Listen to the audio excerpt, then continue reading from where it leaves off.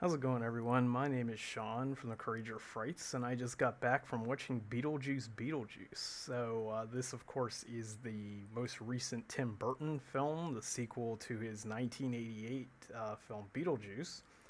So, one of the cool things about these sequels and remakes and all that kind of thing is getting to see the original films again. And in my case, I had never actually seen Beetlejuice, which is pretty strange for a guy who loves the 80s and horror.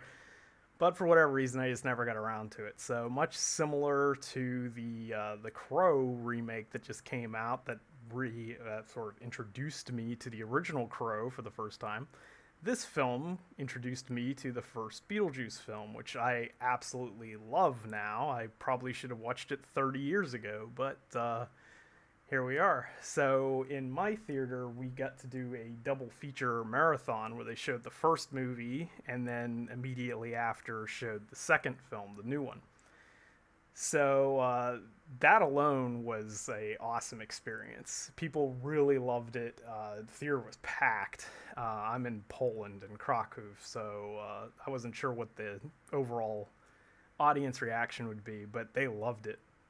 And then the second movie comes on, and whereas with The Crow, which I absolutely loathe if you see my review for that, I am pleased to say that Beetlejuice Beetlejuice is a worthy successor to the original film in almost every way. My only negative, really, in the film is that it's a bit. There's a bit too much going on in the film. There's too many subplots, too many characters. One character in particular just seems kind of shoehorned in there, and I'll talk about that briefly. I don't want to get too spoilery in this review. This is almost 1:30 in the morning right now, so this is going to be a brief first thoughts. Sorry if it's a bit rambling, but we'll see where it goes. So we have returning characters, Winona Ryder, returning actors rather, Winona Ryder, Michael Keaton, obviously, Catherine O'Hara, and all three of them are fantastic in this, just as they were in the original. Michael Keaton is something else. He is a force of nature in this film, as he was in the original movie, which I believe a lot of his stuff was improvised in the first film. At least that's what I've heard, so I don't know if that's the case here. I'm sure it is, if that was even true in the first place. Uh, Winona Ryder is fantastic as always. I'm really loving the resurgence of her career since Stranger Things, so always good to see her. And I haven't seen Catherine O'Hara in anything in a long, long time, so it was good to see her too. And they all reprise their characters from the original. It's like they never missed a beat. It's back on track with their characters. Winona Ryder's character Lydia is now a psychic medium that has a talk show and has become rich because of her experiences from the first film, which makes a lot of sense. I mean, they never really explain too much in the first movie why she can see the ghosts. It's just like, I don't know if it was implied that it was something that children can do or something, but she's actually like a medium that can see spirits.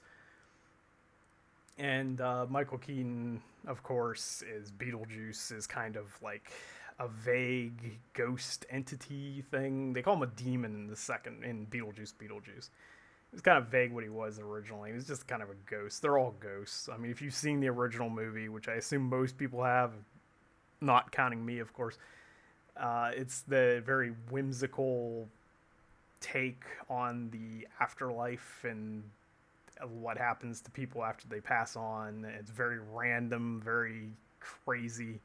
One of the cool things about the original movie was how many different special effects techniques there were. You had claymation, you had guys in suits, you had stop motion or go motion or whatever it was. And this film, much of the same, more practical effects, lots and lots of practical effects. There's some CG here and there, but it doesn't skimp on the practical effects either. It brings back a lot of the same stuff from the original. The feeling is the same as the original. He said the only major problem is pacing. There's too much stuff going on. It's very, very stuffed film. And we have a lot of new characters, which I think all fit in this universe. Willem Dafoe plays a actor who portrays a cop in the afterlife, and he's running like this detective agency police force, but he doesn't really know what he's doing because people keep reminding him that he's just an actor. That's pretty cool. We get a little cameo from Danny DeVito, which is neat. Monica Bellucci is really good in this as for what she's given to do, where she's basically just well, I think it's in the trailers, but she's Beetlejuice's ex-wife, which we get a brief reference to in the original film, who's been hunting him down for like 500 years. Apparently they met in Italy in like the 15th or 16th century or something like that. It's pretty wild. And that's the one story arc that I feel like didn't get enough time to really breathe. I mean, that's sort of rushed. She fits in this universe. I mean, that's why I say when I mean she was really good. Monica Bellucci's character, her look, her aesthetic fits in this world, but it's really rushed.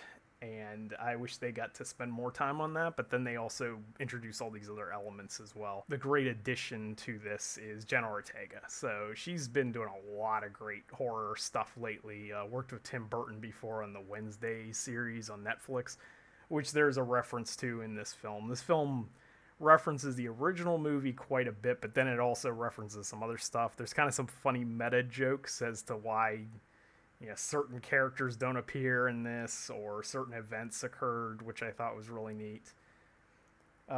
Overall, I feel like if you like the first film, you'll probably enjoy this one as well. It's very fun, doesn't take itself seriously at all, but neither did the first movie. It's very random, spontaneous, and just wacky. So, like I said, much in the same vein as the original. It has some really cool effects work. Like I said, practical effects, a bit of CGI here and there, but it doesn't go overboard with it. So, like I said, check it out. If you're a fan of the original, I highly, highly recommend this movie. And if you saw it, tell me what you thought of it in the comments below. Consider giving us a thumbs up and subscribing for more like this in the future. And you too could feel the strength welling within. See ya.